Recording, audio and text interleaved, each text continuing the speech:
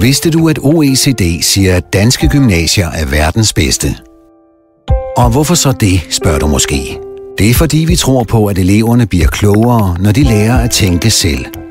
Og de kloge siger, at viden er vigtig for Danmark. Det allervigtigste, faktisk. For hvad har vi ellers? Råstoffer, sværindustri, magt? Næh.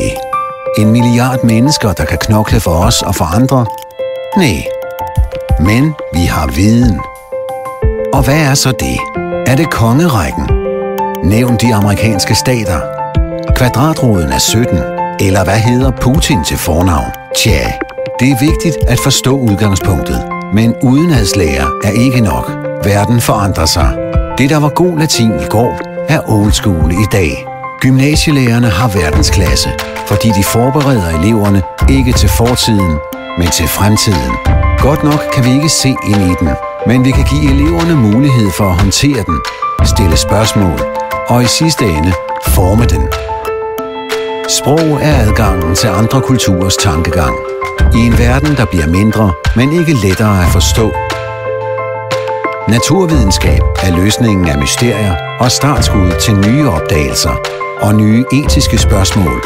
Hvad enten lektien er fremtidens infrastruktur, eller at køre i futtog på Amagerbrogade, Irans atomprogram, stamceller, eller surhedsgraden i vandløb og åer. Udfordringer og forandringer, lokalt og internationalt. Det er en del af undervisningen, og der må gerne diskuteres. Det er faktisk et krav.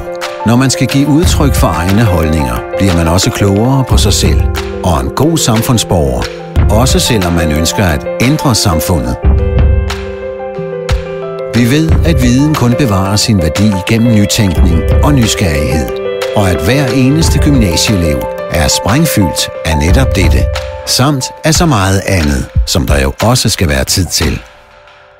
Og nu vi er ved det, der betyder noget. Det faglige skal være i top, og visionerne på plads.